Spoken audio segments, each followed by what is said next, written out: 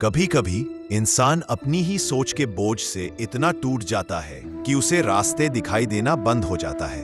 कभी लक्ष्य बड़ा होता है पर हिम्मत छोटी पड़ जाती है। कभी लोग बदल जाते हैं और कभी हम ही खुद को पहचान नहीं पाते। लेकिन ऐसे समय में कृष्ण के सिर्फ 5 उपदेश आपकी जिंदगी की दिशा बदल सकते हैं। वो उपदेश जिन्हें अर्जुन ने सुना और उसी पल उसकी दुनिया बदल गई। आज वही ज्ञान तुम सुनोगे और अगर तुमने इन्हें सच में समझ लिया तो शायद तुम्हारी जिंदगी भी उसी पल बदल जाए। कुरुक्षेत्र के मैदान में अर्जुन खड़ा था, धनुष हाथ में था, पर मन कमजोर था और कहा, अर्जुन, मन को जीतो, क्योंकि मन ही इंसान को बनाता है और वही मन उसे तोड़ भी देता है। सोचो, हमारी जिंदगी में कितनी बार ऐसा हुआ कि हम सब कुछ जानते थे, क्या करना है, कैसे करना है, पर मन ने साथ नहीं दिया। कभी डर ने रोक दिया, कभी आलस ने, कभी लोगों की बातों ने, कभी हमारी खुद की कमजोरी ने। कृष्ण यही समझाते हैं कि दुनिया तुम्हें जितना चाहे रोक ले, लेकिन जब तक तुम्हारा मन तुम्हारे साथ है, कोई तुम्हें हरा नहीं सकता। और अगर मन ही तुम्हारे खिलाफ हो जाए तो कोई भगवान भी तुम्हें जीत नहीं दिला सकता। मन को जीतने के 3 तरीके कृष्ण ने बताए। विचारों पर पहरा, जो विचार नुकसान पहुंचाएं उन्हें आने मत दो। 2 कर्म में निरंतरता, रोज थोड़ा थोड़ा काम मन को स्थिर करता है। 3 आसक्ति छोड़ो, जब तुम्हें नतीजों का डर नहीं रहता, मन शांत हो जाता है।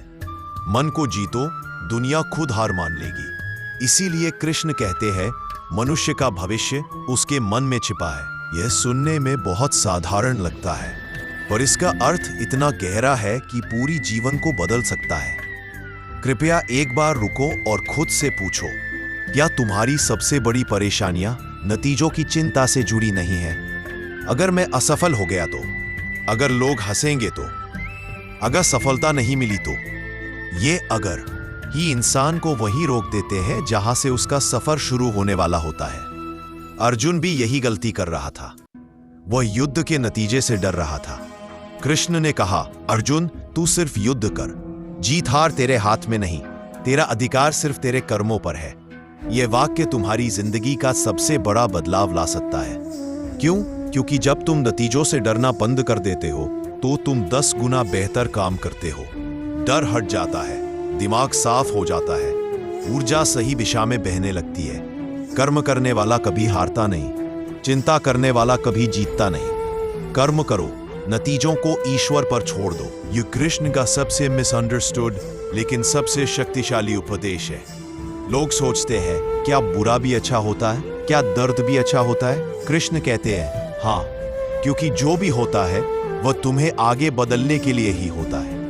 तुम्हारे साथ कभी कुछ ऐसा हुआ जिसे उस समय तुम बुरा मानते थे, पर बाद में समझ आया कि वही घटना तुम्हारे लिए सबसे अच्छा मोड़ बन गई। रिश्ता टूटा, तुम मजबूत हुए। नौकरी छूटी, नया बेहतर रास्ता मिला। लोगों ने छोड़ा, तुमने खुद को पाया। असफल हुए, सफल होने की समझ मिली। कृष्ण कहते हैं, जीवन में जो भी होता है तुम्हारे विकास के लिए होता है। अर्जुन को भी समझ नहीं आ रहा था क्यों उसके सामने युद्ध खड़ा कर दिया गया, लेकिन आगे चलकर वही युद्ध उसे ऐसा योद्धा बना गया जिसकी गाथा आज भी दुनिया गाती है। जो हो रहा है वह मौके है, सजा नहीं।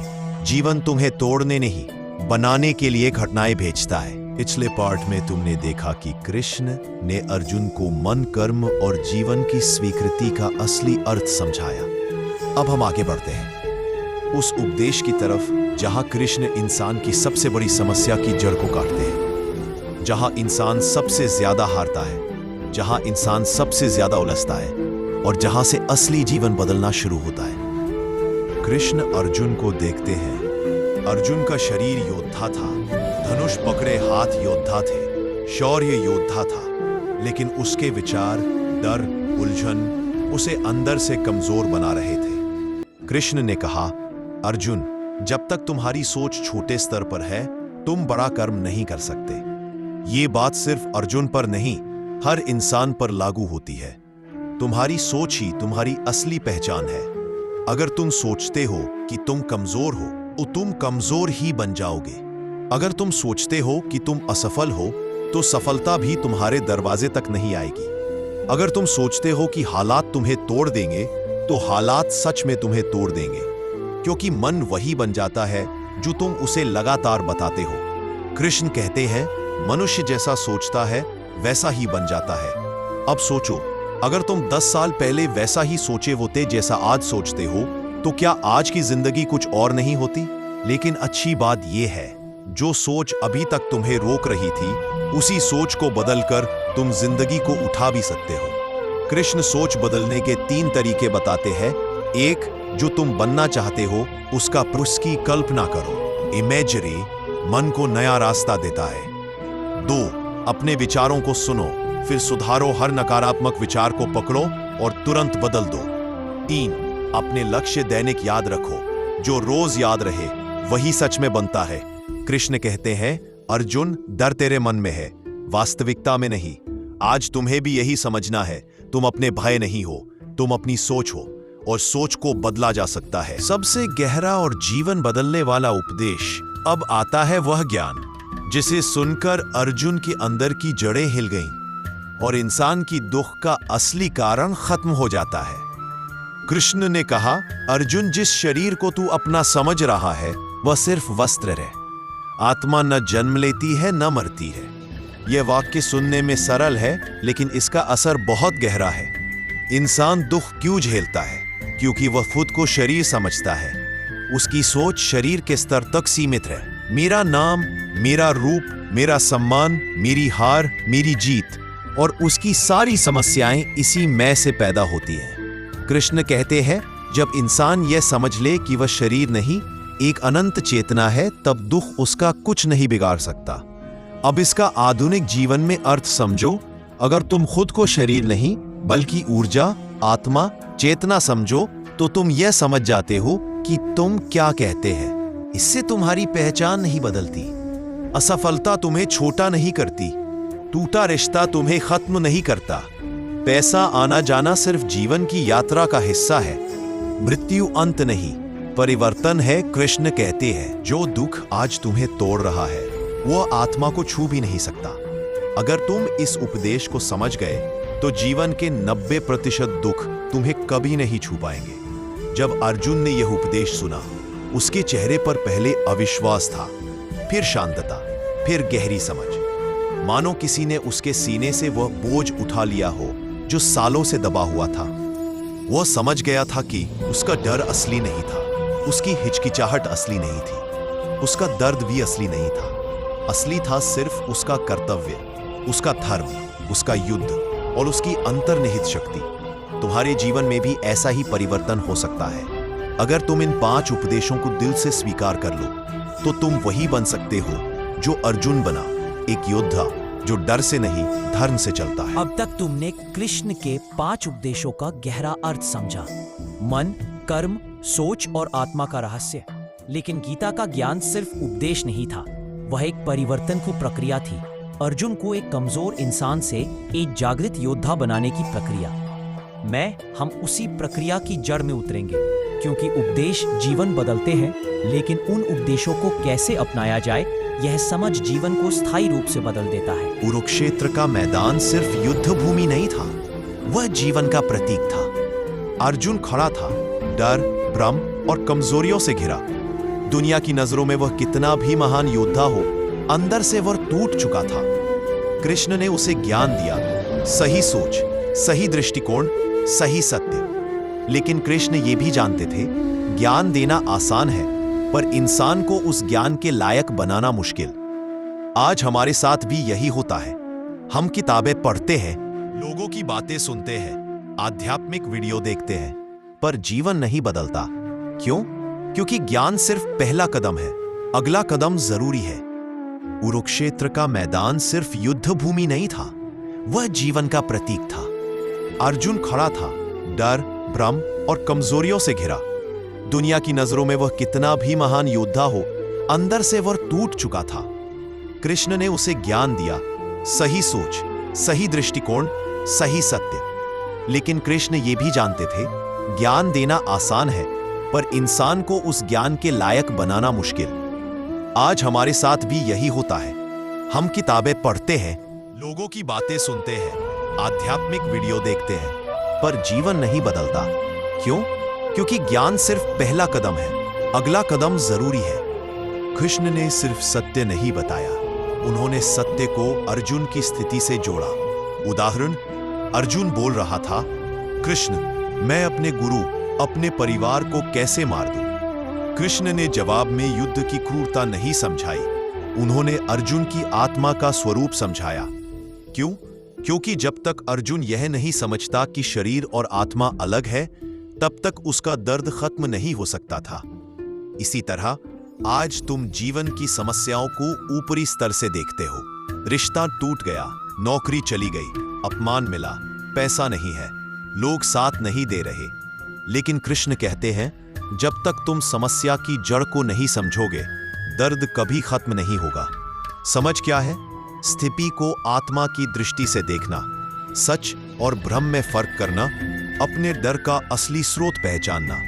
समझ आने के बाद अगला चरण आता है। यह वह चरण है जहां से चमत्कार शुरू होता है। कृष्ण ने अर्जुन को यह नहीं कहा, दर्द मत महसूस करो। उन्होंने कहा, दर्द को समझो और फिर स्वीकार करो। स्वीकृति का अर्थ क्या है? जो भी है उसे वही रहने दो जैसा वह है। रिश्ते नहीं चल रहे, पहले स्वीकार करो कि ऐसा क्यों है।